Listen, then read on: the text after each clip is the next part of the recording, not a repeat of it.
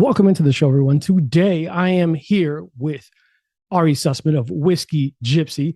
He is not a celebrity. He's a former academic, the former head of spirits development at Michigan State University, and a man who approaches whiskey not necessarily as tradition, but as a chemistry experiment. He calls himself a whiskey maker because he doesn't just distill, he deconstructs. He builds his whiskey backwards. Instead of cooking grains together, he sources rare, fully aged spirits from around the world, Canadian rye, Indian single malts, Tennessee bourbons, and blends that reconstruct flavors that a single distillery could never achieve. It is a philosophy that has paid off. His work recently earned the brand the title of 2024 Whiskey Maker of the Year, and his latest release, The Declaration, featuring historic collaboration with George Washington's Mount Vernon Distillery. He is the quote-unquote mad scientist behind the outsiders. Please welcome Ari Sussman. Welcome to the show, Ari. How are you? I'm very well. That was a very generous and kind introduction. Thank you. Oh, man, I'm happy to have you on and get to know more about you, your product, and your journey to get here where you are with Whiskey JYPSI. So let everyone here know where you're from and how you got started with the brand. Yeah, absolutely. My name's Ari Sussman. I'm a whiskey maker. I live in Ann Arbor, Michigan, which is not necessarily a place that a ton of people associate with whiskey or American whiskey or bourbon.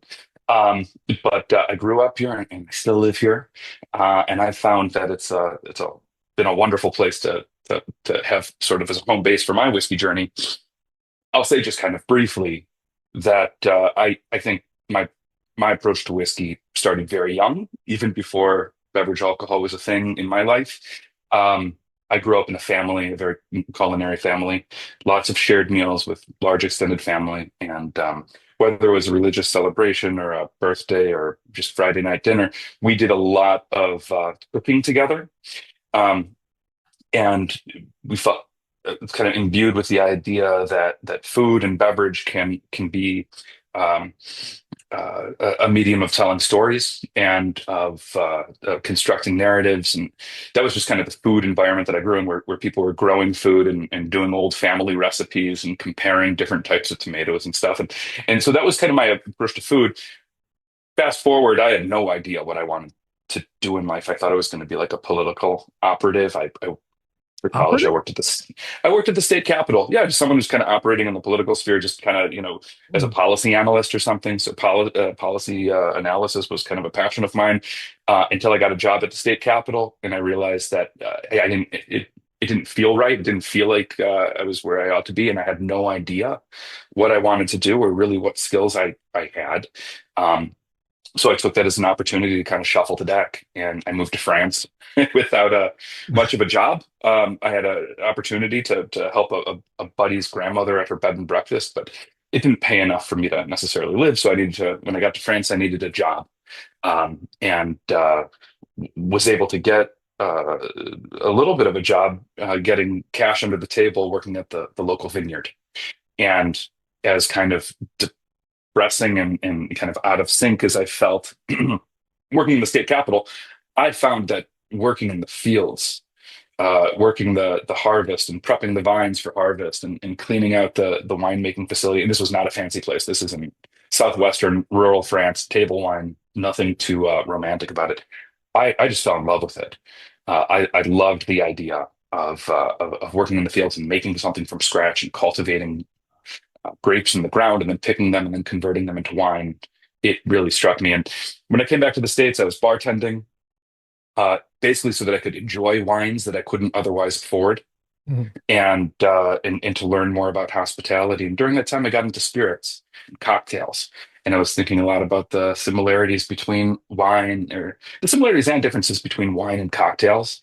And ultimately, I made my way up to Michigan State University, where Dr. Chris Berglund had founded the first distilling program. And I said, I'm a winemaker and a bartender, and I want to recreate bunch of old spirits that haven't existed in a long time that I think my bartender friends would really enjoy making pre-prohibition cocktails out of. And after a long talk with Dr. Berglund, who founded the distilling program, he kind of made it clear that they had a lot of PhDs and chemists and food scientists, but they didn't really have anyone in-house that knew much about the beverage alcohol industry and trends and what people were interested in. So I found myself there at right place at right time and got hired to work on product development at Michigan State because of my background as a bartender and a winemaker. That's awesome. What were the trends and everything that were super popular? Just out of curiosity during Yeah, that yeah, time. no, absolutely. Well, I mean, the cocktail scene was really popping. There were, craft cocktail bars all over the place, and Mhm. it seemed like every couple of months someone was writing a new book about some historic cocktail, cocktail theme or cocktail book, or people were reissuing cocktail books from the 1880s and trying to recreate old punch recipes. Punches predated cocktails, and a lot of bartenders were looking into archives for inspiration. Um, and I thought it would be fun to make some of these old spirits that hadn't existed in a long time, not just you know uh, pre-prohibition styles of absinthe, but creme de violette. And old types of gin that haven't been made in the United States since prior to prohibition, um, and there seemed to be a market for that. I mean, brands like Saint Germain were beginning to take off or had taken off, and it was clear that that was bartender driven. So there's a big opportunity to develop new products, new character and spirits for the bartending set, and that's kind of how I got involved. That's awesome. Early on, what did you develop first before, or was it right to whiskey? Well, at Michigan State, we worked with dozens and dozens, actually hundreds of craft distillers and farm distilleries, and later some very large distilleries. And we were developing entire portfolios. So at the beginning of the craft spirit scene, so in 2012, 2013, um, in general, craft distilleries, they'd want a whiskey, right? But you make a whiskey, you have to wait quite a long time for it to become mature. You can try to put it in a small barrel and get the wood extraction to happen faster because smaller barrels have more surface area to volume ratio than Mhm. big barrels, so they extract more quickly. But it's difficult oftentimes to get those whiskeys into some kind of like reasonable balance. So in general, we develop a whiskey or several whiskeys for a brand, oftentimes using local grain that they would ship in. But people also wanted a gin and a vodka and other products that they could make and turn into cash faster than whiskey. Fair. So it was it was liqueurs and um, brandies and gins, vodkas, anything you can think of, rum. Mm, This all sounds delicious. Um, Yeah. well, with your time and the year spent in Michigan State, obviously in the vineyards, did you approach everything, or do you consider yourself more of a scientist or creative, so to speak, when you're Yeah, approaching I don't everything? actually. Yeah, I actually don't really consider myself a scientist, in large part because I worked with so many actual scientists that had been Mhm. trained for 8, 12 years in science, and I came to essentially a laboratory grade production distillery with a completely different skill set than everyone else who was there. And I was able to learn from them. And over the course of half a decade of working there, I was able to really kind of understand what was happening under the hood of the car. Um, but no, my perspective, when I arrived in the spirits industry, I, I assumed that distillers were sort of like winemakers. Winemakers talk about the varietal of the grape. We understand as winemakers and as wine consumers that Pinot Noir and Cabernet kind of look the same, but act very differently in the bottle and in the fermentation tank. That Chardonnay and Sauvignon Blanc might look the same, but they really function very differently. And the same grape can express very differently if it's grown in two different places in the world, right? I assumed that distillers knew and revered their ingredients in the same way that winemakers do. Mm. I assumed that distillers could tell you what varietal of rye, or what varietal of corn, or what varietal of barley they were using um, in their whiskeys because that was normal in winemaking. And a winemaker wouldn't not know the varietal of grape that they were putting in their wine. They wouldn't, you know, they would make it a point of understanding where it was grown. But none of that seemed relevant to whiskey makers. They just had a different perspective. And I didn't really understand it. And and the whiskey blenders in general, uh, were trying to. So that was on the distilling side. It was kind of baffled that distillers weren't obsessive about the inputs, the grains that they were putting into their beverage. And equally, it occurred to me that the consumers weren't really asking that question in the same way that wine consumers were. Yeah. So I thought that was interesting, and I kind of parked that away. And it's actually been kind of a thing I've been working on for 15 years now. Um, and similarly, whiskey blenders were kind of acting like bartenders, constructing cocktails. They were blending different finished components to try to create something that was greater than the sum of its parts. But in general, whiskey makers, particularly at the big distilleries, are trying to sort of sand off the rough edges and bring everything back to the mainstream middle, to create something that's consistent over time. Of course, most wines, or I should say many wines, are vintage dated, right? There's a year, and the expectation is that 1 year's vintage is going to be different than another year's vintage. And that's a feature, right? That is not a bug. But the American whiskey industry is far more commoditized than that. And we don't talk about things like vintage, in large part because the American whiskey industry is very disconnected from agriculture. And so, yeah, lots of was exploring the similarities and differences in winemaking and bartending and whiskey making.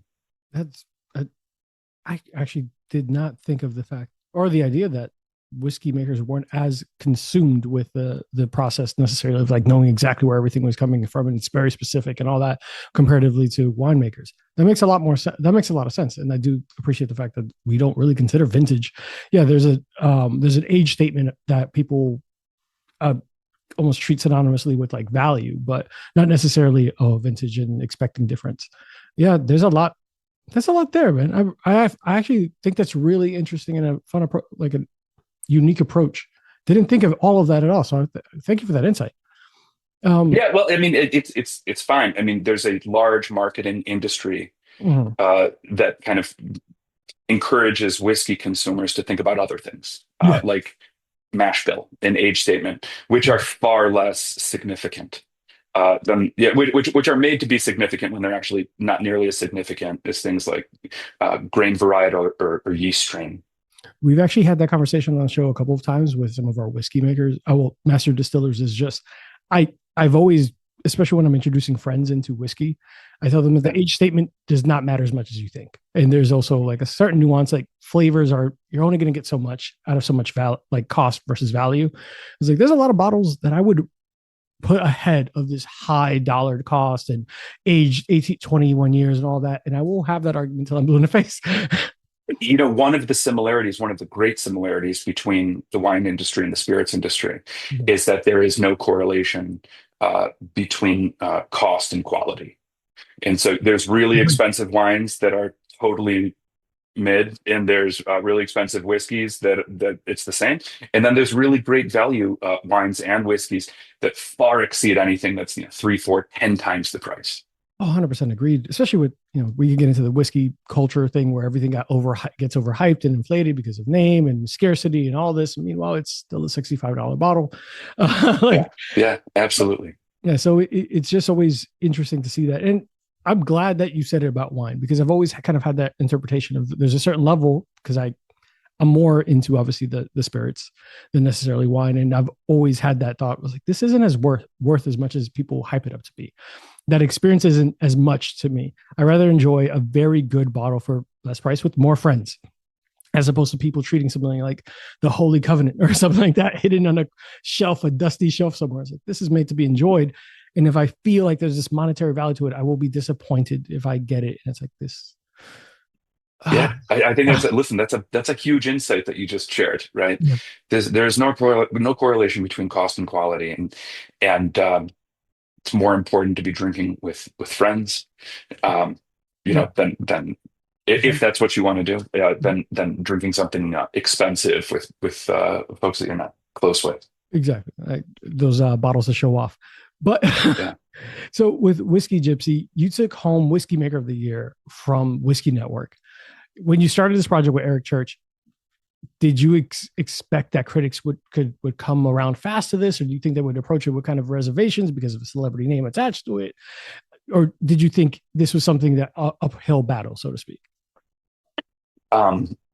It was definitely an uphill battle. I first of all, it was a great privilege to be interviewed by Raj and Eric, the two co-founders, to be considered for the role of whiskey maker at Whiskey Gypsy, because I know that there were a few other incredibly talented humans whose name was in the hat. Whose name was in the hat, Mhm. um, and uh, I was beyond impressed. I've had a lot of conversations with folks with a name that has recognition, who want to get into the spirits world, but don't necessarily uh, want to. They'd like their name on a bottle, and they would like to sell that company for a lot of money, and that's awesome. I mean, that's great. I have no issue with that.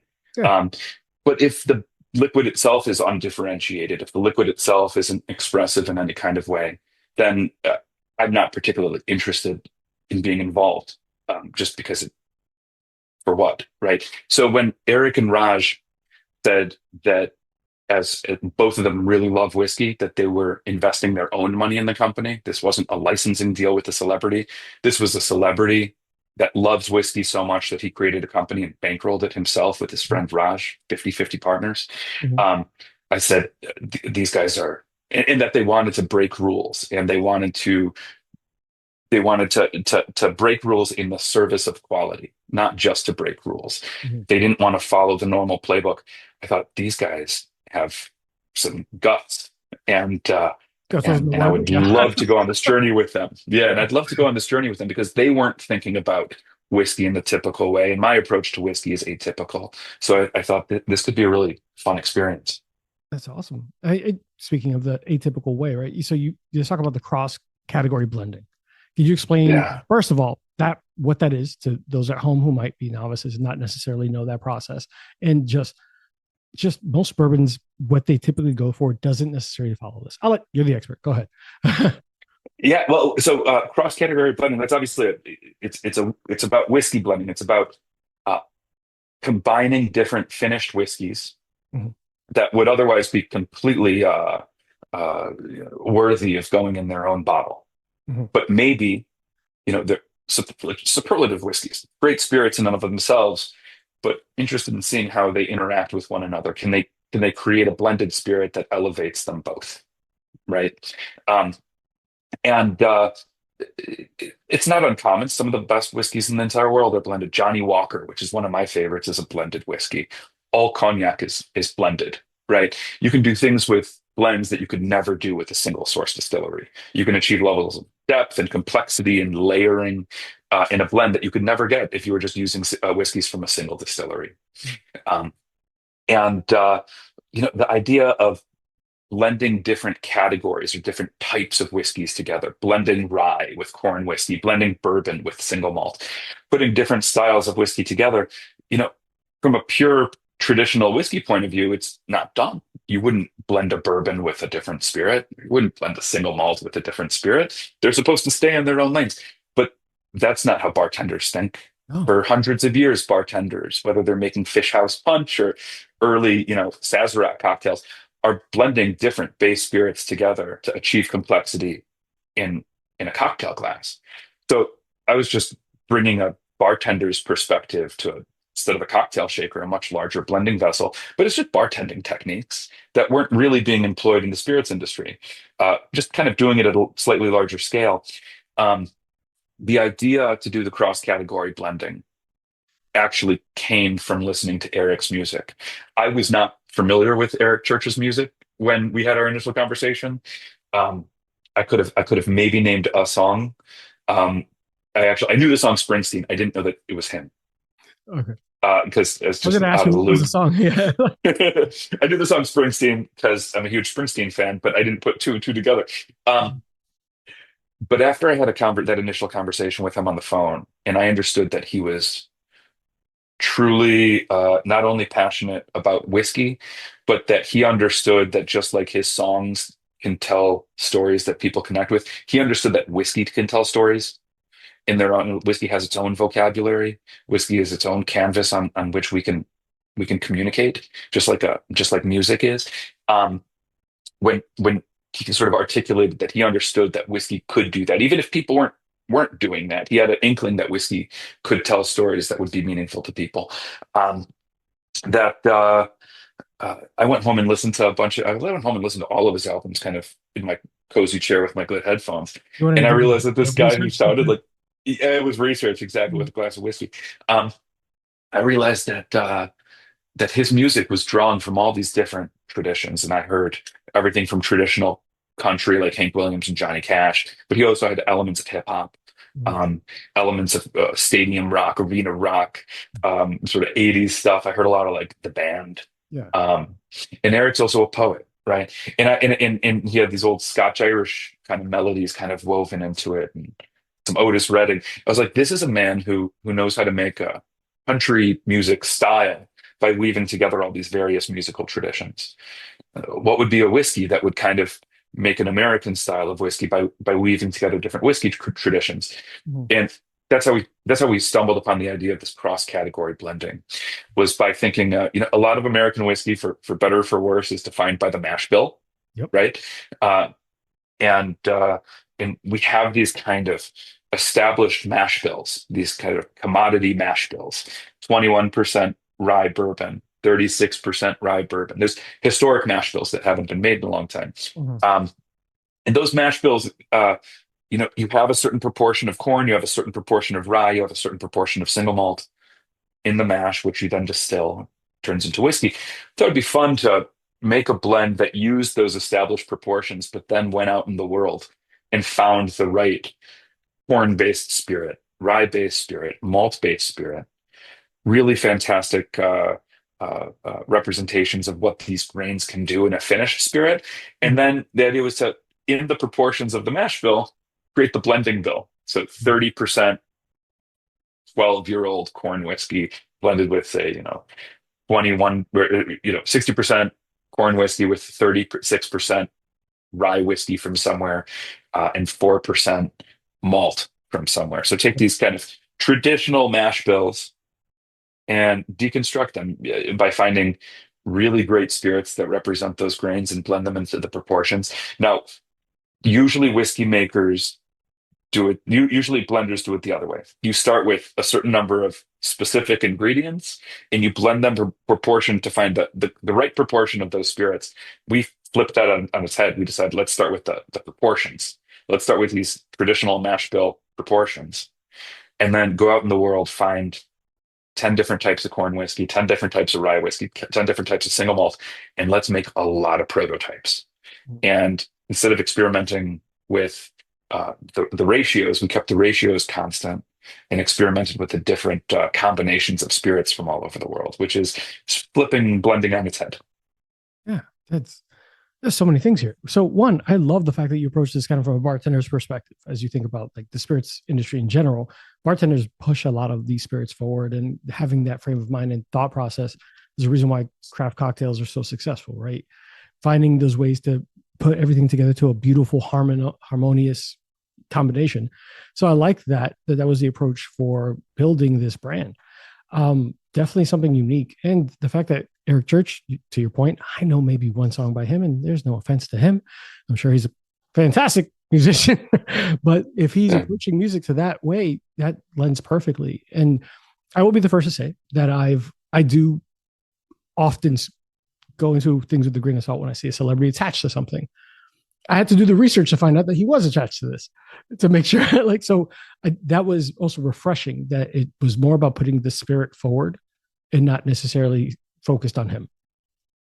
Yeah, and that was part of the fun of it. Like Yeah, let's take that common perception I like that a that. celebrity, right? Let's take that, let's flip that expectation too. Let's confound expectations. Let's Mhm. if folks are going to look at a celebrity whiskey and judge it, that's a really fun place to, you can do something with that, right? If Absolutely. someone's bringing their own assumptions to a whiskey, Mhm. let's surprise them and Yeah, let's show them that it's totally fine. We understand how you got that uh, perspective.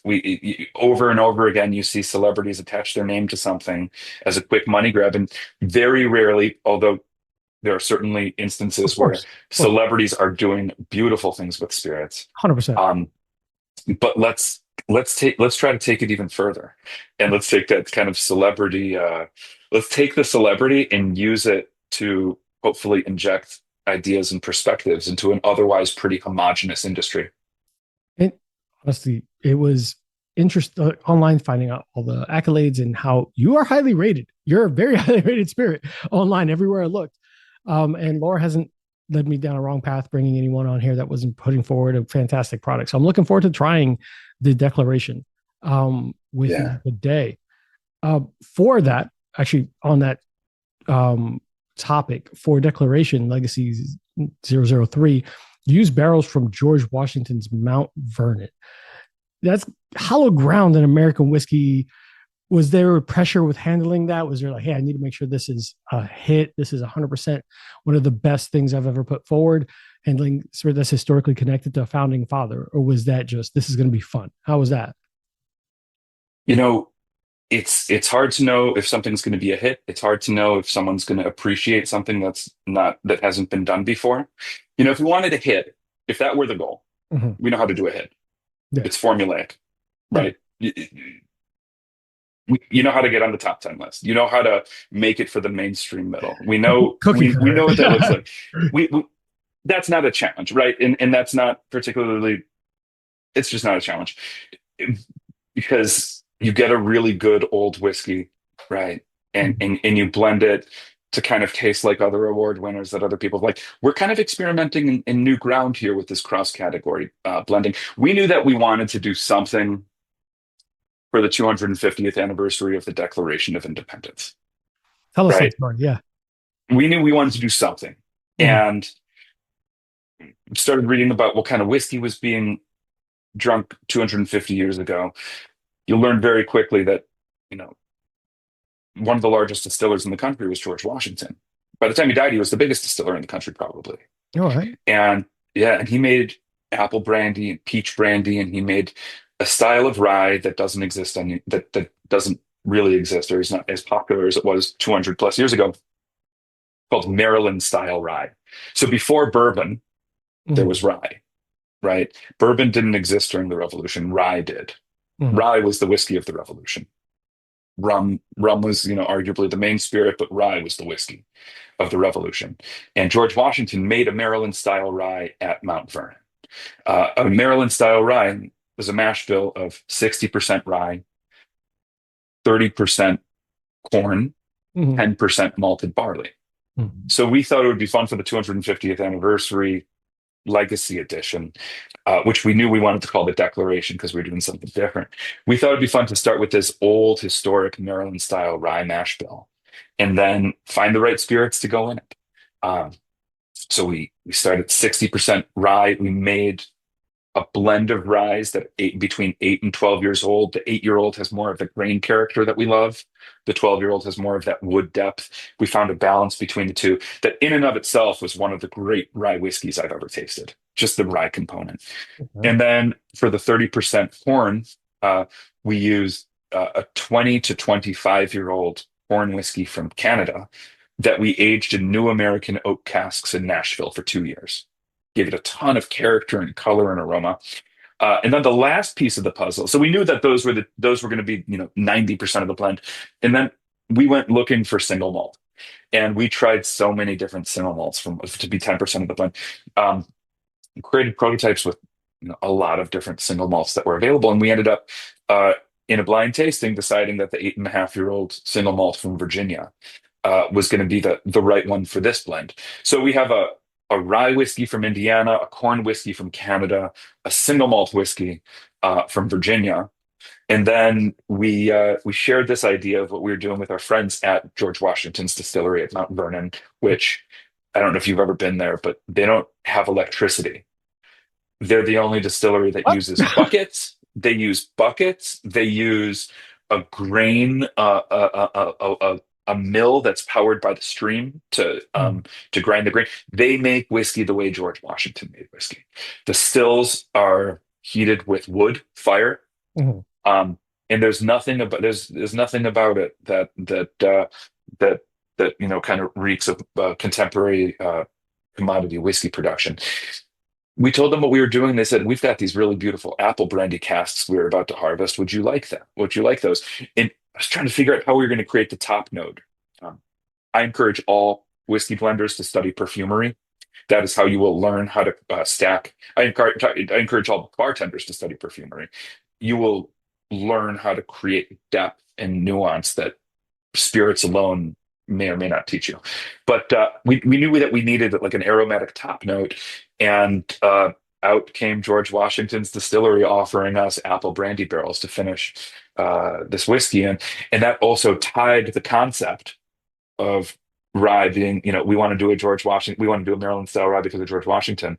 That ties that historic concept to the now, to Yeah. right now, because they were our collaborators on this. So it's kind of a very cool link throughout time. Um, Incredibly privileged to their involvement in this product. It just really felt like it tied the whole thing up in a bow. I think I love one of the reasons why I love whiskey in general is the story and kind of just that path and to make this spirit. And two, I can't wait to try this. Yeah. So in its cask strength, 115 plus proof, Okay. and any one of the components that are in it would be fantastic by itself. With all of them together, you get a kind of layers of complexity that, again, you couldn't get from a single source distillery. You couldn't get from a single category of spirit. You really need to be able to blend different categories of spirits at different ages with different finishes in the right proportions, I think, to achieve what I hope we've achieved with the declaration. I'm looking forward to it. I love that whole story. I love how you wrapped it up. I love one. I did not know that he was the largest distiller at that time. That's Uh, super interesting fact. And so, you wanted to do this specifically for the 250th anniversary of the Declaration of Independence. Once it was done, is this something that you wanted to? Hey, we should probably work with them again in the future. Was it just a one and done, or is this something a partner that you want to work with later on? I don't know. We haven't thought about it too much. We're just thinking about how the collaboration could serve this particular expression. Mm. In the future, there are probably other ideas that will come to us. Mhm. It's hard to know where ideas come from or why they show up. Mhm. Um, but it was certainly open to working with them. It would be a privilege and an honor to work with them again if the right product shows up. Listen, if you ever need a guinea pig to just try it out, I could give you my mailing address. So before I try that, I do want to also go to you used Indian single malt for batch 002. We rarely see Indian whiskey blended with American bourbon. What specific flavor notes were you chasing in that, or was it just an experiment? Were you looking for something that you couldn't find in Scotland or in American whiskey? What was that? Why did you go that way? First of all, in the past 3, 4 years, we've become huge fans of Indian single malt. Okay. It um, and I don't know if I just didn't have access to it previously, but I have been beyond impressed by the spirits coming out of India, the single malt in particular. Yeah. And it's clear that they have figured out how to use their very unique maturation conditions. Yes. Hot, humid, very different than Scotland, Mhm. right? And the maturation conditions are have major impact on the ultimate character of the spirit, right? If you were to make the same distillate and age part of it in Goa, India, and part of it, you know, in Campbellton or the Highlands of Scotland, that same spirit would, after 5 years, 10 years, yield completely different results. Um, so we fell in love with Indian single malt. We knew that Legacy 2 was going to be a riff on a traditional bourbon high rye, so 60% corn, 36% rye, 4% single malt. And we figured out the corn that we wanted to use because it was beautiful. We figured out the rye, which was 18-year-old Canadian rye finished in port, sherry, and vermouth barrels, right? So it brought a lot of character. And Vermouth. then, yeah, beautiful. Port, sherry, and Italian vermouth barrels. And then we needed to figure out what that 4% single malt was going to be. And we tried single malts from all over the world.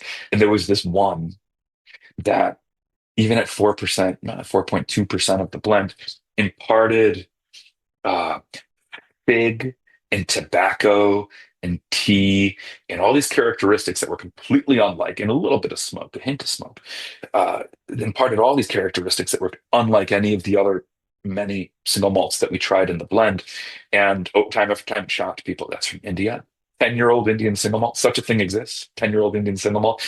But yeah, so legacy at the end of the day was a blend of American corn whiskey, Canadian rye whiskey, and Indian single malt. So a true cross-category international blend.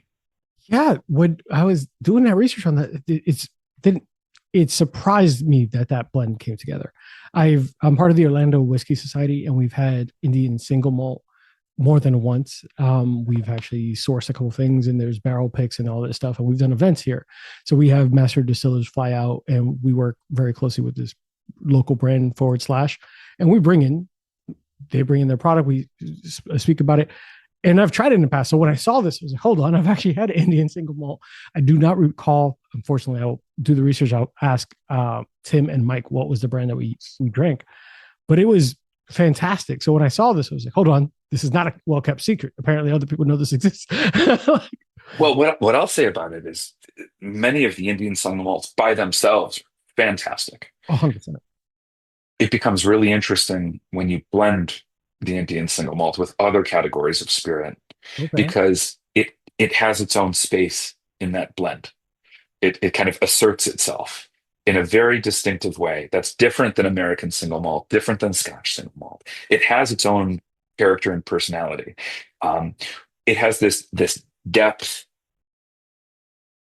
It has like shadows and depth that I can't really find in many other spirits. A little bit goes a long way. Yeah. And while it's great by itself, it can really impact other spirits that might exist might have more of the top notes in the mid range. Mm-hmm. You put a little bit of single malt in there. It's kind of like it's like when you use you know when you're painting and you use kind of dabs of black to create shadows and depth. You don't need a lot of that black paint to create the illusion of shadows. A little goes a long way. Yeah. So the Indian single malt does a similar thing when blended with bourbon, for instance. It fills in some gaps that bourbon often lacks. That's very well put. And I also love that you don't need much black to make grays. Like I love that.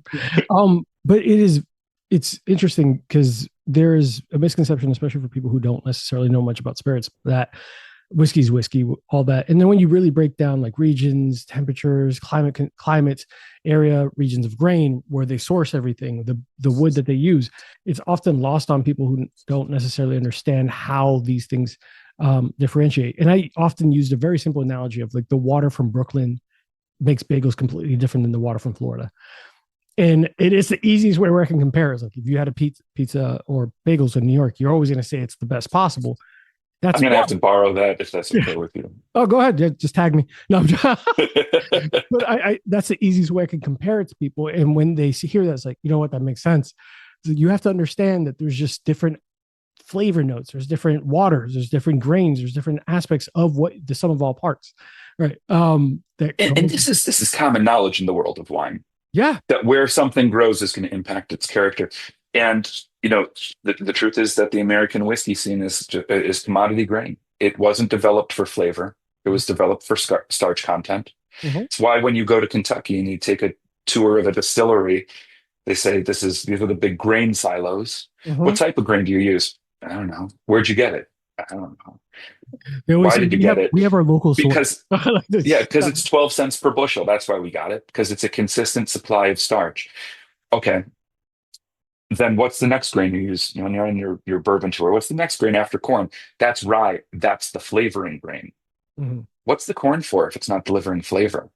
Oh, that's where the alcohol comes from. We need a flavoring grain like rye or wheat, mm-hmm. because the corn has very little flavor because it wasn't cultivated for flavor. It wasn't selected for flavor. It was selected because it's an inexpensive source of commodity starch. Mm-hmm. And we rely on these other grains in the mash bill to create character.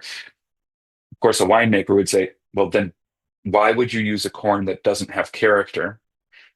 Why wouldn't you just select a grain the base of your bourbon, why wouldn't you select that on the basis of how it tastes instead of how inexpensive it is?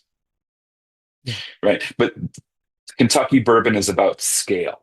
Mhm. It's not about the ingredients. It's about can we produce massive amounts of consistent product?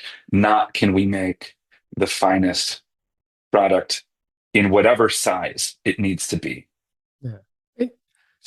You hit a fantastic point, not on our notes, but about just consumers nowadays. They want something that's unique. We've spoken heavily about transparency and wanting to know what's in your body, but people are also seeking something that's not cookie cutter. People don't want to always go to the exact same thing everywhere they go. There's something to be said about consistency, but those consumers have now kind of changed and evolved where they're looking for something unique. I want a different experience. I want a different spirit. I want a different taste. I don't want to exactly know exactly everything I'm going to have. I want to be surprised. I want to enjoy something different. So with Whiskey JYPSI, you're providing that with all these unique blends that you can't necessarily ever really replicate, right? Were you a bar? Have you ever been a bartender? Have you No, ever pretended bar? I'm just a It's nerd. the best. I'm just It's a the nerd. best. I'm a home bartender and a Yeah. nerd. So bartenders, I hope maybe in retirement we'll all bartend together again. Um, you as a whiskey maker, Mhm. when we're constructing ideas for products, Whiskey JYPSI, we have to give the bartenders something to talk about. We have to give them two, three, 4 points about a whiskey that are true, Mhm. that elevate the experience of drinking that whiskey, of talking about that whiskey. And luckily, we come into an industry where the competition, particularly the big companies, their product is very good, but there's not much to say because they all use the same grade and the same stills, the same barrels. They only kind of differ in the glass and the label for the most part. Oftentimes, it's difficult to distinguish one American whiskey from the next, Mhm. even if they're right next to each other just by smelling and tasting. You can't call it out. Scotland's a little different. You can smell a Scotch and you can have a pretty good idea that it's Lafroig versus a Macallan, Mhm. right? Versus the Highland Park. Like you can do that by smelling and tasting. But it's very difficult for American whiskey drinkers, even American whiskey drinkers that have drank for decades, to be able to taste a glass and tell you what it is. And that's because the range of character in American spirits is so narrow because for a long time there were just six companies making essentially undifferentiated product. Yeah, that's fair. For as someone who's a consumer, there's a certain storytelling aspect of everything that I try to consume. I enjoy my craft cocktails. And when I hear that they're using a unique spirit, not necessarily just something you can pull off of a shelf at a local like Walgreens or something so basic, it's so regular. Nothing, there's not a knock on consistency, but there's not as much creativity and fun with that. So I always look for something that's unique and different. It's like, I crafted this spirit from juniper berries from under a tree in Scotland. I was like, wait, what? Why there? And I want to hear about it, and I want to try that to see if there's a difference. But life is short. You should explore and try new things. Yeah, that's you actually just encapsulated, a lot of what we attempt to do. Awesome. Well, speaking of exploring, can you explain the Explorer series wood philosophy?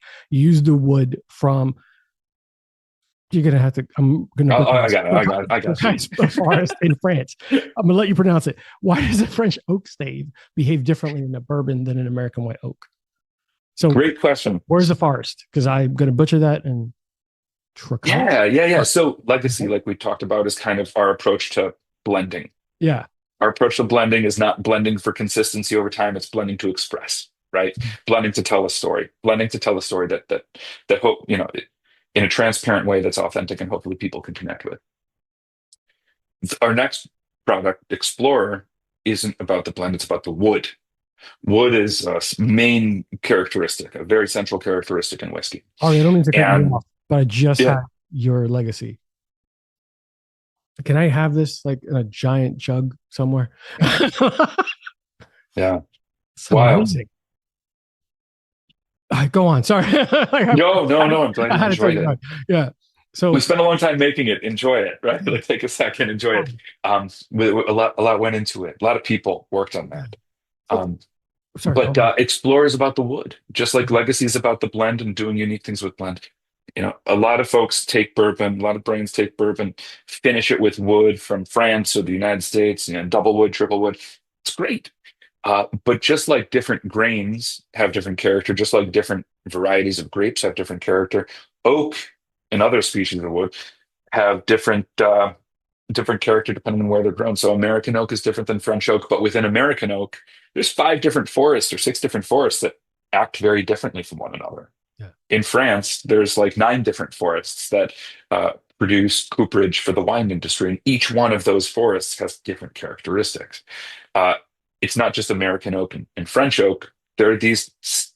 There's a deeper level there, which is uh, of the five American forests that we did R&D with, we were looking for sweetness, we were looking for roundness, we were looking for caramel, we were looking for a number of things that American oak can provide that French oak can't in general. Uh, in the French oak, we were looking for depth and spice and clove and kind of dark notes, dark chocolate. And we did experiments with staves from nine different forests in France and ended up at the Trançais forest is where we ended up. So the French oak is from the Trançais forest. The American oak is from Appalachia. And that's kind of our approach to American and French oak, which is spend a year doing R&D, spend a year building prototypes of how different oak stands around the world function, and then how do they blend together. And so Explorer comes out of that year of R&D at looking at the influence of different types of American and different types of French oak on bourbon, and then bringing together the ones that we really love. You have such a tough job, Ari. Brutal. It's brutal. It sounds like so much fun and amazing so far, man. This is insanely good. So very fantastic work, man. And I'm not saying it only because you're on the show, because I could just lie. I mean, I wouldn't lie. To be honest, it's fine. No, this is we believe in transparency. I believe in always being honest with everything we got going, right? Yeah. Happy that you enjoy it. Hope you get to share it with friends. It's even better with friends. Yeah, I'm gonna. The moment we're done, I'm gonna go outside and hand Glencairn to my fiance. Just here you go, try this with me. Hey, congratulations! Thanks. I do want to also talk about a little bit. So with the Legacy series, we talked a little bit about like value and cost and everything like that. Legacy series, you launched a bottle at a price point of $200, give or take, right? Was that like, where there's nervousness about how people would approach that, a new name, relatively new name, or did you feel, nah, this is it. This is worth every drop of liquid in this? It was completely insane. Yeah. We had no idea. I don't want to say it, but yeah, like as a new name. Had no idea. I mean, nobody's ever. I had never had a cross-category blend for $200 that someone was offering. I had never had a reconstructed full bill. Experimental kind of deal. It's an R&D. It's a silly R&D project that a bartender would do. Really? But we went through a lot of prototypes, and we knew that we loved it. And but we also knew that it's possible that the consumer wants something that's simpler, isn't necessarily looking for complexity. In a $200 bottle, they just want a double-digit age statement. I want a 50. If I'm going to spend $200, I'm going to get a 15-year-old bourbon. Totally fine. We wanted to put something out there. Again, Eric and Raj put up their own money to start a company to break the rules to see what happens, which is insane. But they're it's calculated insanity, calculated irrationality. Yeah. But I was brought on to do that, to take risks.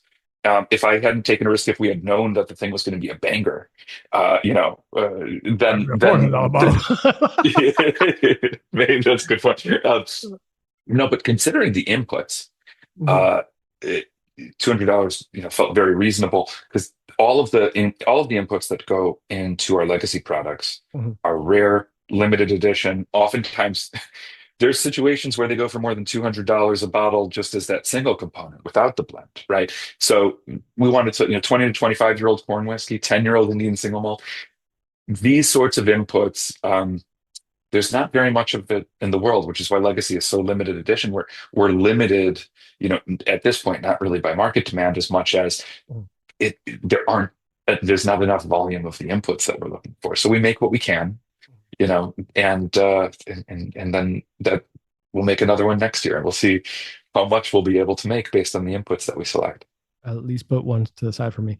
Listen, so for those listening at home, the Legacy series, your high-end limited blends and super aged stocks that are from different countries, part of your art line, right? Yeah. This is Yeah. That's a very unique, fun approach, and I'm actually very curious. I'm gonna have to try some out in real time, and probably not mix it with anything. Just enjoy it as it is. Yeah, no, it goes great with like Mountain Dew. If you ever want to like, no, I'm just kidding. I If you heard want to no, mix it with Mountain Dew, there's nothing wrong with that. there's Diet no wrong with Coke's that. all good. But if we've talked, I've joked with my listeners. Well, not joked. I told my listeners that originally Mountain Dew was made to be a whiskey mixer, and this Yeah. giant rabbit hole. People started writing me. He's like, "What do you mean?" I was like, "It wasn't meant to just drink by itself. Try it with All the whiskey." old folk songs. Mountain Dew is moonshine, right? Yeah. I encourage people to look at old patent medicines. Yes. All the Oh it's my God. where did Dr. Pepper come from? Who was Dr. Pepper? Well, there was Yeah. other stuff in Dr. Pepper before you could buy it at the gas station. Go look up old timey headache relief. I promise you, you would Yeah, yeah.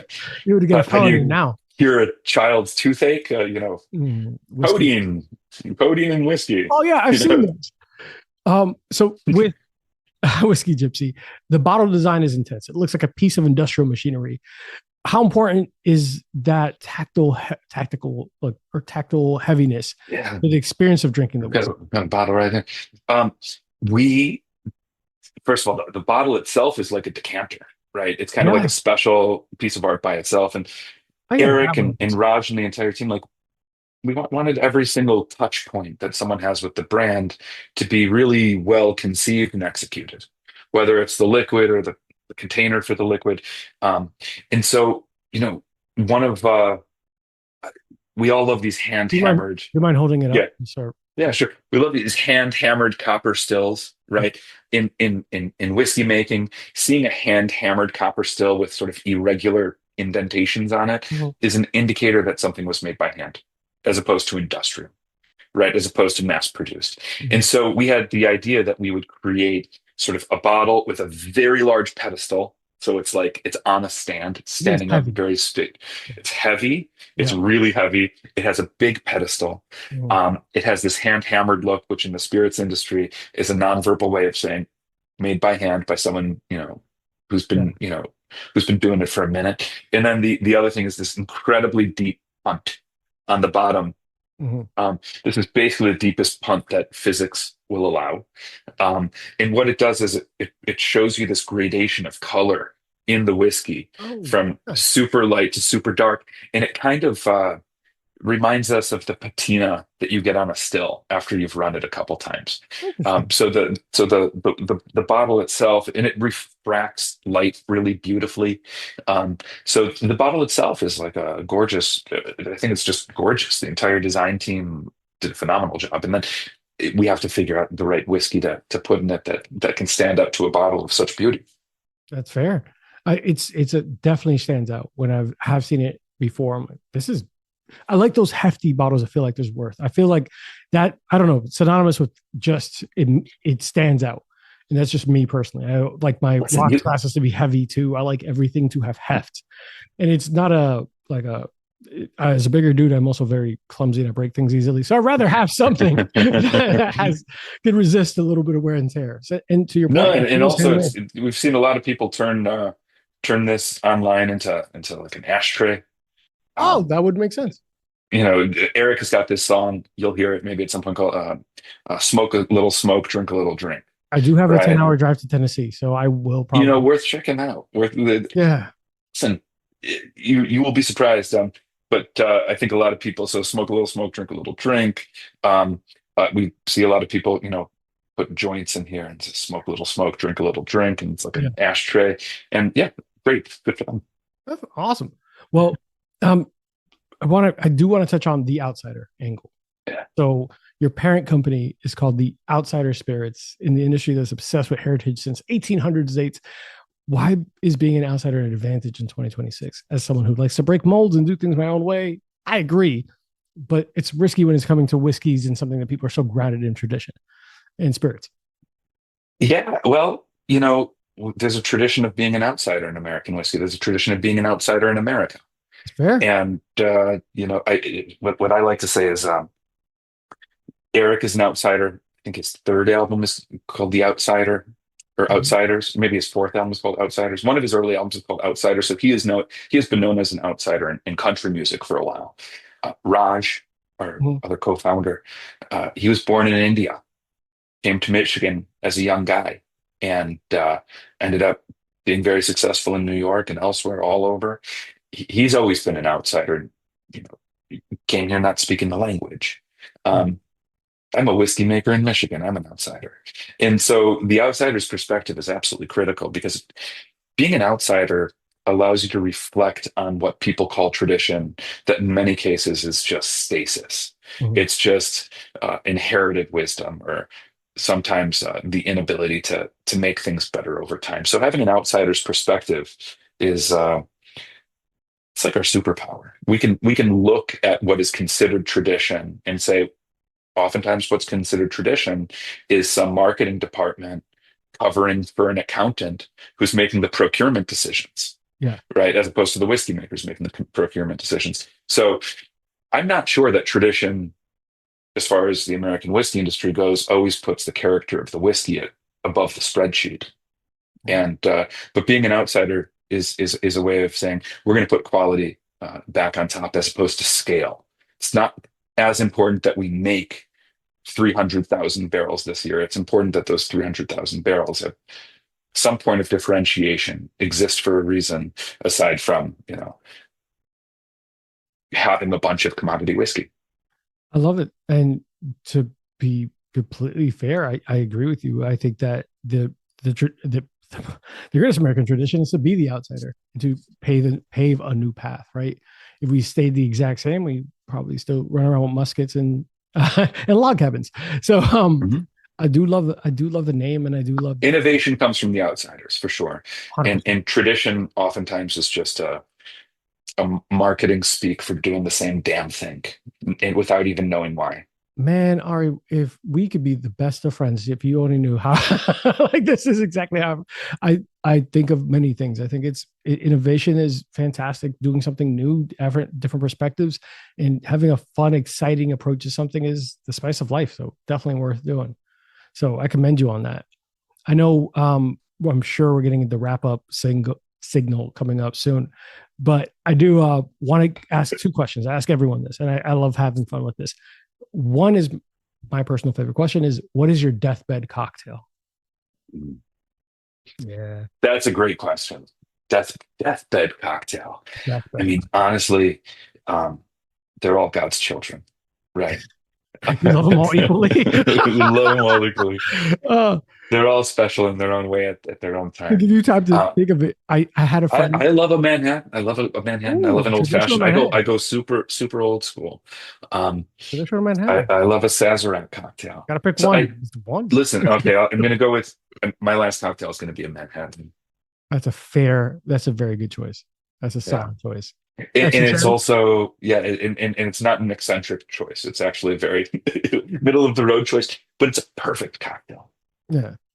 I agree. I think it's always interesting because you'd be surprised how many people I know that have been in the spirits industry. I've had one guest pick a Bush Light, and he said, "I've been a bartender for like 30 years. I just want a Bush Light. I just want Yeah, an easy drink and move on with my day." yeah, Okay, so Manhattan, love that, awesome. yeah. And last but not least, if you can go back in time and share a dram of the Declaration with George Washington himself at Mount Vernon, what do you think you would say about American whiskey and how it's changed? I'm going to be honest with you. I would love to share it with George Washington as well as the slaves that were actually making the whiskey, because George Washington wasn't working the stills himself. So if I could sit down with all those guys, including George Washington, and I would want Martha there too. Um, Martha would be the best one there.